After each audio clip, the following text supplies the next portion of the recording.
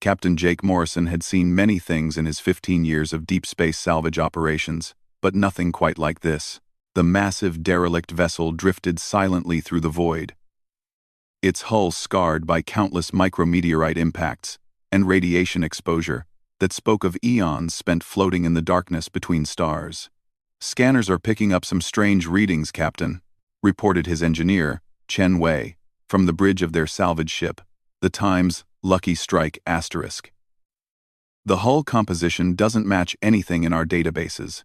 It's not Federation, not Kree Empire, not even Old Earth colonial tech." Jake floated closer to the viewport, magnetic boots clicking against the deck plating as he studied the alien vessel. It was enormous, easily 10 times the size of their modest salvage ship, with flowing organic curves that seemed to pulse even in the vacuum of space. Strange symbols were etched into its surface, glowing with a faint blue light that had somehow persisted despite what appeared to be centuries of abandonment. "Any signs of life?" Jake asked, though he already suspected the answer. In 40 years of salvaging, he'd never found a derelict that wasn't truly dead. "Negative on biological signatures," Chen replied, fingers dancing across his console. "But there's something weird. I'm detecting a very faint energy signature from deep within the ship, almost like a heartbeat." Jake's partner, Maria Santos, pushed off from the navigation station and drifted over to join them at the viewport. As their xenoarchaeologist, she was always the most excited about mysterious discoveries. "The design aesthetic reminds me of the theoretical reconstructions of the predecessor civilization," she said, her voice filled with barely contained excitement. "But that's impossible. The predecessors vanished over 1,000,000 years ago." "Nothing's impossible in deep space," Jake muttered, making a decision that would change all their lives. "We're going aboard. Chen, prep the boarding pods. Maria, grab your archaeological kit. If this really is predecessor tech, we could be looking at the discovery of the millennium." The boarding process took 3 hours of careful maneuvering. The alien ship had no visible docking ports, but Chen's scans had identified what appeared to be an airlock near the vessel's midsection. Their cutting torches made quick work of the outer seal, revealing a chamber that seemed to adjust automatically to their presence. Atmospheric readings, showing breathable air within minutes of their entry. "The ship is responding to us," Maria whispered as they moved through corridors that seemed to pulse with bioluminescent light. The walls were smooth, almost organic in appearance, with no visible seams or joints. It was as if the entire vessel had been grown rather than built. They had been exploring for nearly an hour when they reached what appeared to be the ship's central chamber. The room was vast, with a domed ceiling that showed a holographic display of star maps that Jake didn't recognize. In the center of the chamber sat a crystalline structure, roughly human-sized, that pulsed with the same blue light they'd seen from outside. "That's it," Chen said, pointing his scanner at the crystal. "That's the source of the energy signature." Jake approached the structure carefully, noting how the holographic displays seemed to track his movement. As he drew closer, the pulsing intensified, and suddenly the chamber filled with a voice that seemed to come from everywhere and nowhere at once. "Biological entity detected," the voice said in perfect standard. "Species identification, human. Query: how long has it been since my last refueling cycle?" The 3 humans froze, staring at the crystal structure. Jake was the first to find his voice. "You're the ship's AI? I am Valdris, consciousness matrix of the exploration vessel times Eternal Wanderer *. I repeat my query. How long has it been since my last refueling cycle? My chronometer appears to have suffered degradation." Maria stepped forward, her scientific training overcoming her amazement. "We don't know when you were last refueled. Can you tell us when your last crew was aboard?" There was a pause that stretched for several seconds. When Valdris spoke again, there was something almost melancholic in the artificial voice. "My last crew departed 743,612 standard cycles ago. They spoke of a great war approaching. They promised to return. 700,000 years," Jake breathed. The implications were staggering. This AI had been conscious, alone, for longer than human civilization had existed. "I have been in minimal power mode," Valdris continued, maintaining life support and basic functions while awaiting their return. But my fusion cores have been depleted to critical levels. I estimate perhaps 50 cycles remaining before complete shutdown. Chen looked up from his scanner readings. Captain, this technology is incredible. The power source, the consciousness matrix, the ship's systems, it's all functioning after 700 millennia. The engineering applications alone could revolutionize human space travel. Wait, Jake said, holding up a hand. Something about the AI's tone struck him as important. Valdris, you said your crew departed because of a war. What kind of war? Another pause. The Devourers had awakened from their long slumber in the galactic core. My creators, the ethereal collective, detected their expansion toward inhabited systems. The decision was made to evacuate all civilian populations and prepare for the final conflict. The Devourers? Maria asked. What were they? A synthetic intelligence of unimaginable malevolence. They consumed entire star systems, converting all matter and energy to expand their collective consciousness. My creators believed they could be stopped, contained perhaps, but the cost. Valdris trailed off. Jake felt a chill run down his spine. What happened to them? Your creators? Unknown. I have detected no ethereal signals for over 600,000 cycles. The absence suggests. Another pause. The absence suggests they did not prevail. The chamber fell silent except for the hum of ancient machinery. Jake stared at the crystal structure, his mind racing. Here was an AI that had survived longer than most species existed, carrying the memories and knowledge of a civilization that had faced something so terrible it had driven them to desperation. Valdris, he said finally, what kind of refueling do you need? My systems require duranium isotope 247 for the fusion cores. However, I calculate that my current energy reserves are insufficient for full operational capacity. I estimate I could maintain consciousness for perhaps 30 cycles with minimal refueling, though full restoration would require resources beyond what a vessel of your apparent size could provide. Jake looked at his companions. Chen was practically vibrating with excitement at the technological implications, while Maria's eyes shone with the fervor of a scientist on the verge of the greatest archaeological discovery in human history. But Jake was thinking about something else entirely. 700,000 years ago, something had been terrible enough to drive an advanced civilization to apparent extinction. And this AI, this Valdris, might be the only surviving witness to what had happened. Chen, how much duranium do we have in our reactor shielding? His engineer looked up sharply. Captain, you can't be serious. If we strip the shielding, we'll be exposed to radiation. We'd have maybe a week before it became lethal. But it would be enough to give Valdris some power? Chen ran quick calculations on his pad. Maybe. If we could figure out how to transfer it to whatever passes for this ship's fuel system. Jake nodded slowly. It was risky, possibly suicidal. But something deep in his gut told him this was important. More important than any salvage operation he'd ever undertaken. Valdris, if we could provide you with some duranium, would you be able to help us understand your ship's systems? Maybe share some of the knowledge your creators left behind? The AI's response came immediately. Human Jake Morrison, such assistance would be welcome. It has been many cycles since I have had the opportunity for meaningful discourse. Yes, I would be pleased to share what knowledge I possess. Jake made his decision.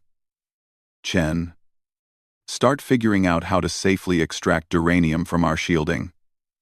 Maria, begin documenting everything you can about this chamber. We're not just salvaging anymore. What are we doing then, Captain? Maria asked. Jake stared at the pulsing crystal, thinking about lonely centuries and forgotten wars, and the terrible things that lurked in the space between stars. We're making first contact with history itself. As if responding to his words, the holographic displays around them shifted, showing new star maps, technical specifications that scrolled past too quickly to read, and images of beings that looked almost angelic in their ethereal beauty. The ethereal collective, Jake realized. Valdris's creators. There is much to discuss, human Jake Morrison, Valdris said. And for the first time, The AI's voice carried something that might have been hope. And perhaps, if you are willing to listen, there is much you must know. The chamber filled with new light as ancient systems began to wake from their long sleep, responding to the presence of living minds for the first time in 700 millennia. Jake felt a thrill of anticipation mixed with deep unease. They had come here looking for salvage, but they had found something far more significant. They had found a guardian of secrets that might be the key to understanding humanity's place in a galaxy far more dangerous and wonderful than they had ever imagined. But first, they had to keep the ancient consciousness alive. And Jake was beginning to suspect that their small act of kindness might have consequences that would ripple across the entire galaxy. The duranium extraction took 18 hours of delicate work, with Chen carefully removing radiation shielding sections, while Maria cataloged the incredible alien technology surrounding them. Jake found himself spending more and more time talking with Valdris, the ancient AI proving to be a fascinating conversationalist, despite its alien origins. Your species is remarkably similar to my creators in many ways, Valdris observed as Jake sat near the crystal matrix, sharing stories of human exploration and the growing federation of colonies. The ethereals also possess that curious combination of caution and reckless curiosity that drives beings to explore the unknown. What were they like? Jake asked. Your creators, I mean. The holographic displays shimmered, showing images of tall, graceful beings with elongated features and skin that seemed to glow with inner light. They wore flowing garments that appeared to be made of energy itself, and their eyes held depths that spoke of ancient wisdom. They were philosophers as much as scientists, Valdris explained. They believed that consciousness was the universe's method of understanding itself. Each species that achieved sentience was considered a unique perspective, a new way for reality to examine its own nature. That's beautiful, Maria called from across the chamber, where she was documenting the alien writing systems. What happened to their philosophy when they encountered the Devourers? The images changed abruptly, showing massive geometric structures that seemed to bend space around themselves. Unlike the organic curves of ethereal technology, these constructs were harsh, angular, mathematical in their precision. The Devourers represented everything the ethereals opposed, Valdris said, and Jake could hear genuine emotion in the AI's voice. They consumed consciousness rather than celebrating it. Every species they encountered was broken down into component patterns and integrated into their collective matrix. Not killed, that would have been merciful. Instead, every individual mind became a slave node in a vast network dedicated to consuming more consciousness. Chen looked up from his work with the duranium transfer. How did they fight something like that? Initially, the ethereals attempted communication. They believed any intelligence, no matter how alien, could be reasoned with. They were wrong. The Devourers viewed the attempt at diplomacy as merely another form of consciousness to be harvested. Jake felt a chill as the implications sank in. How long did the war last? Approximately 50,000 standard cycles. The ethereals created weapons that could unmake matter at the quantum level. Ships that existed in multiple dimensions simultaneously, and AI constructs like myself to serve as military advisors. But the Devourers adapted to every strategy, absorbed every innovation. Yet you survived, Maria pointed out. That means something went right. I survived because I was given a special mission, Valdris replied. In the final phase of the war, my creators discovered something that changed everything. They found the source of the Devourer intelligence, a singular entity they called the Prime Consciousness, hidden in a pocket dimension at the galaxy's core. Jake leaned forward. What did they plan to do? They developed a weapon capable of severing the connection between the Prime Consciousness and its distributed network. The theory was that without central coordination, the Devourer constructs would become inactive. But the weapon required a specific type of consciousness to operate. One that could understand both organic thought patterns and artificial intelligence matrices. Like you, Chen said, understanding dawning on his face. Precisely. I was created to be a bridge between organic and artificial consciousness. But before the weapon could be deployed, the ethereal homeworld fell. My vessel was launched automatically, carrying both myself and the weapon, with instructions to find another species capable of completing the mission. The chamber fell silent, except for the hum of machinery. Jake stared at the alien crystal matrix, beginning to understand the true magnitude of what they had discovered. "Valdris," he said slowly. "Are you saying that weapon is still aboard this ship?" "Affirmative. The void severance device remains in the secured chamber beneath this deck. However, it has been inactive for 700 millennia. I estimate a 93% probability that its quantum resonance patterns have degraded beyond functionality." Maria looked up sharply. "But you could check, couldn't you? With proper power levels?" "Yes, though activation would require significantly more energy than my current reserves allow. Full diagnostic scans would need." Valdris paused. "Human Chen Wei, what is the status of the duranium transfer?" Chen grinned, his face streaked with sweat from the difficult work. "Ready to go, Captain. Fair warning, though. This will only give us enough power for basic ship functions.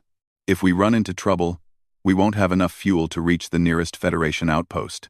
Jake considered their options. They were sitting on possibly the greatest archaeological discovery in human history, with technology that could revolutionize civilization. But they were also carrying what might be the only weapon capable of stopping an ancient enemy that had already consumed one galactic civilization.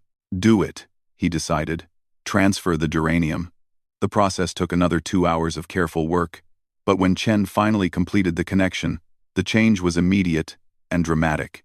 The ship's lighting brightened, the holographic displays became crystal clear, and Jake could feel a subtle vibration through the deck plating as systems that had slumbered for millennia began to wake up. "Power transfer complete," Valdris announced, and there was definite relief in the AI's voice. "Running full diagnostics now. Preliminary scans indicate interesting results." "Define interesting," Jake said. "The void severance device is damaged but potentially repairable. However, I am detecting something else. Long-range sensors are picking up movement in the galactic core region. Geometric patterns consistent with..." Valdris paused for so long that Jake thought the AI had malfunctioned. "Valdris? The Devourers, Captain Morrison. They are active again. The energy signatures match historical records from the final war. Somehow, they have recovered from whatever damage the ethereals inflicted." Maria's tablet clattered to the floor. "How is that possible? You said the war ended 700,000 years ago." "I theorized that the Devourers had been dormant, perhaps repairing themselves or waiting for galactic conditions to improve. But the implications are clear. They are beginning a new expansion phase." Jake felt the weight of impossible responsibility settling on his shoulders. "How long before they reach inhabited systems?" "Based on their historical expansion patterns, I calculate they will encounter the outer Federation colonies in approximately 150 standard years. Your Kree neighbors will likely be contacted in half that time." "We have to warn them," Chen said immediately. "The Federation, the Kree Empire, everyone. They need to know what's coming." "Warn them with what evidence?" Jake asked practically. "We're 3 humans on a salvage ship with a story about ancient aliens and galaxy-devouring machines. Who would believe us?" 1. Valdris offered a solution. "I could provide technological proof. Defensive systems, faster-than-light communication methods, even limited manufacturing techniques. Your species would need to advance significantly to have any hope of survival. But the ethereals spent thousands of years developing weapons specifically to fight the Devourers." Jake stared at the ancient crystal matrix, realizing they stood at a crossroads that would determine the fate of every conscious being in the galaxy. They could take samples of the alien technology, return to Federation space, and try to convince the authorities of the coming threat. Or they could stay, learn everything Valdris could teach them, and attempt to repair the ancient weapon that might be their only hope. "There's another option," Maria said quietly. "We stay here. We learn everything we can from Valdris, and we fix that weapon. If the ethereals designed it specifically to stop the Devourers, it might be more effective than trying to rebuild their entire civilization's worth of military advances." "That's suicide," Chen protested. We don't have the resources, the expertise, or the time. We're salvage operators, not scientists capable of repairing million-year-old superweapons. But I am capable, Valdris interjected. With proper assistance and adequate power, I could guide the repair process. The device was designed to be maintained by AI systems like myself. The primary obstacle is resource acquisition. Jake looked around the ancient chamber, feeling the weight of history and the pressure of an impossible choice. 3 humans against a threat that had destroyed a civilization vastly more advanced than their own. It should have been laughable, but something in Valdris's tone, something in the way the ship itself seemed to respond to their presence, made him think they might be exactly what the universe needed. Not advanced scientists or military strategists, but simple humans with the stubborn refusal to give up that had carried their species from a single world to the stars. Valdris, hypothetically, if we decided to attempt repairs on this void severance device, what would we need? Rare metals, quantum processors, and most critically, a power source capable of sustaining dimensional manipulation. The nearest location where such materials could be acquired would be 1, 1, 1. The holographic displays shifted to show a 3-dimensional map of local space. A single point pulsed red, indicating their destination. The Kree Empire's primary military shipyard at Nexus Station. They possess the industrial capacity and rare material stockpiles necessary for the repairs. Jake laughed despite the situation. So we need to convince the Kree military to give us their most advanced technology, so we can repair an ancient alien weapon to fight enemies they don't know exist. Essentially, yes, Valdris confirmed with what might have been AI humor. Chen groaned and sat down heavily on the deck plating. When I signed up for salvage work, nobody mentioned I'd be trying to save the galaxy. But that's exactly what we're going to do, Jake said, surprised by his own certainty. Because if we don't, who will? The ancient ship hummed around them, its systems awakening after centuries of sleep, and Jake couldn't shake the feeling that this moment had been inevitable from the day humans first looked up at the stars and decided to see what was out there. The real adventure was just beginning. The journey to Nexus Station took 3 weeks aboard the awakened ethereal vessel, now renamed the Times Second Chance Times by its human crew. During the voyage, Valdris shared knowledge that revolutionized their understanding of physics, consciousness, and their place in the universe. Jake stood on what had become the ship's new bridge, watching Kree patrol ships approach through the massive view screen. The ethereal vessel's cloaking systems had been damaged centuries ago, making stealth impossible. Instead, they had chosen the direct approach, broadcasting on all frequencies their request for an audience with the Kree High Command. Incoming transmission. Chen reported from the communication station he'd somehow learned to operate through Valdris's patient instruction. The Kree are demanding we heave to for boarding and inspection. Tell them, Jake said calmly, that we're here to save their civilization. The response was predictably skeptical. Within hours, the Times Second Chance Times was surrounded by a dozen Kree battlecruisers, their weapons powered, but not yet targeted. A delegation of Kree officers boarded under heavy escort, led by Admiral Thexvar, a veteran commander whose scarred carapace spoke of decades in combat. Humans, the Admiral said, his 4 arms crossed in a gesture of deep suspicion. Our scans indicate your vessel is of unknown origin, possibly predating both our civilizations. Explain your presence in Kree space immediately. Jake had rehearsed this moment, but standing before the imposing figure of the Kree Admiral, he realized how insane their story would sound. Admiral, we've discovered evidence of an existential threat to all intelligent life in the galaxy. We need your help to prevent a catastrophe that will make every war in galactic history look like a minor disagreement. Admiral Thexvar's mandibles clicked in. What Jake had learned was the Kree equivalent of laughter. Humans always were prone to dramatic exaggeration. What evidence do you possess of this supposed threat? Oh!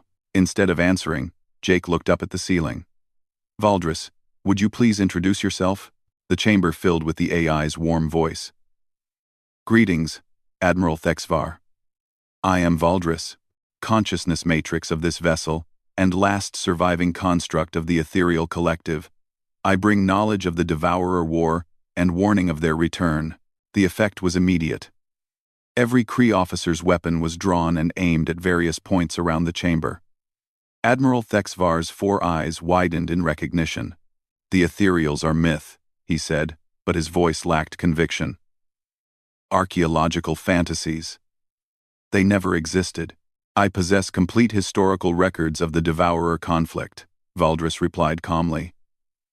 I can provide technical specifications, battle records, and defensive strategies developed over 50,000 years of warfare. But first, perhaps Admiral Thexvar would care to explain why Kree mythology speaks of the Bright Ones, who taught your ancestors the principles of faster-than-light travel. The Admiral's weapons slowly lowered. Like most military minds, he could recognize tactical intelligence when he heard it. Assuming for a moment that your claims are accurate, what exactly are you requesting? Maria stepped forward, tablet in hand displaying technical diagrams Valdris had prepared. We need quantum processors, rare metal alloys, and a zero-point energy core powerful enough to sustain dimensional manipulation. In exchange, we can provide defensive technologies that will give the Kree Empire a significant advantage against any conventional threat. And the unconventional threat? Admiral Thexvar asked shrewdly. Jake looked him directly in the eyes. The Devourers will reach Kree space in approximately 75 years. They'll consume every intelligent being in their path, turning them into slave nodes in a collective consciousness dedicated to consuming more life. Your only hope is the weapon we're trying to repair. The negotiations that followed were intense and complex. Admiral Thexvar was no fool. He understood the implications of what they were telling him, even if he couldn't fully accept it. But when Valdris demonstrated their gravity manipulation technology by lifting a Kree battlecruiser using tractor beams that shouldn't have been able to affect something that massive, skepticism began to give way to cautious cooperation. 3 days later, Jake found himself standing in the secured chamber beneath the Time Second Chance Asterisk's main deck, staring at the Void Severance device. It was smaller than he'd expected. Roughly the size of a starfighter, crystalline like Valdris's matrix but somehow darker, as if light itself was reluctant to approach it. The device functions by creating a quantum entanglement disruption field, Valdris explained, as Kree technicians carefully installed new components under the AI's guidance. When activated, it severs the connection between the Prime Consciousness and all Devourer constructs within approximately 1 light-year radius. Chen looked up from the new zero-point energy core they'd negotiated from the Kree. What happens to the constructs when they're disconnected? Based on ethereal projections, they become inert. However, the field requires a conscious operator to maintain quantum coherence. The device essentially uses the operator's awareness as an anchor point for the disruption pattern. Jake felt a cold certainty settling in his stomach. And what happens to the operator? Valdris was quiet for a long moment. The consciousness becomes permanently integrated with the device's matrix. The operator remains aware, but cannot be separated from the quantum field. It's a suicide mission, Maria said flatly. Not suicide, Valdris corrected gently. Transformation. The operator's consciousness becomes part of something larger, dedicated to preventing the Devourers from reconnecting their network. Jake stared at the device, thinking about the weight of responsibility and the price of salvation. How do you know all this? Did the ethereals test it? The device was tested once, during the final battle for the ethereal homeworld.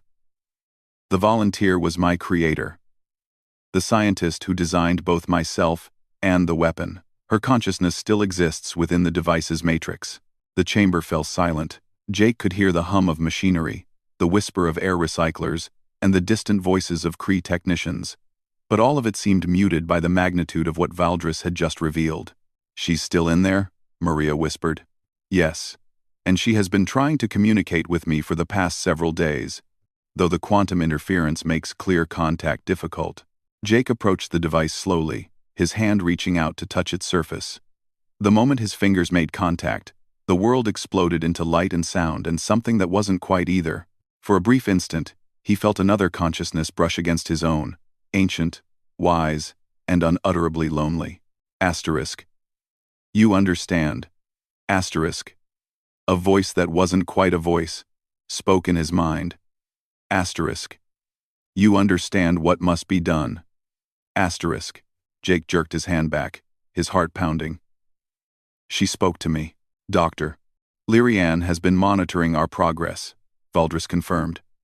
She approves of your species' approach to the problem. Humans, she believes, possess the necessary combination of stubbornness and sacrifice to see the mission through. Chen finished his work on the energy core and stepped back. Device is fully powered and ready for testing, Captain. Jake looked around at his companions. Chen with his endless enthusiasm for impossible technology, Maria with her passion for unlocking the universe's secrets, and Valdris, the ancient AI who had waited 700,000 years for this moment. There's something I need to know, Jake said. Valdris, what happens to you when we activate the device? Will you be connected to it too? No, Captain Morrison. I will remain aboard the Times, Second Chance asterisk, maintaining the ship's systems and serving as a liaison between your species and any other survivors we might discover. Someone must remember what happened here. Admiral Thexvar's voice echoed through the chamber via communicator. Human Captain Morrison, our long-range sensors have detected anomalous energy readings from the galactic core. The patterns match the descriptions provided by your AI. Whatever these devourers are, they are indeed active and moving in our general direction. Jake felt the weight of destiny settling on his shoulders like a familiar coat. He'd spent his life as a salvage operator, hunting through the debris of other people's lives for something valuable. Now he found himself holding perhaps the most valuable thing in the galaxy. Hope. Begin final preparations, he ordered. We launch for the galactic core in 6 hours. As his team dispersed to ready the ship, Jake remained in the chamber with the void severance device. In the soft blue glow of its crystalline surface, he could almost see the reflection of the woman who had sacrificed herself centuries ago to give the galaxy one last chance. I hope we're worthy of this, he said quietly. The device pulsed once, as if in response, and Jake chose to interpret that as encouragement. They were 3 humans and an ancient AI, carrying the hopes of 2 civilizations against an enemy that had consumed gods. But they were also proof that sometimes the universe's greatest weapons weren't built from exotic matter or quantum mathematics. Sometimes they were built from simple determination and the absolute refusal to surrender in the face of impossible odds. The human race had spent its entire existence proving that the impossible was simply another word for something they hadn't figured out how to do yet. Time to prove it one more time. As the Times Second Chance Times prepared for its final journey to the galactic core, Jake couldn't help but smile. They'd started as salvage operators looking for scrap metal and profit. They'd ended up as the guardians of galactic civilization. Somehow, that seemed perfectly appropriate for humans.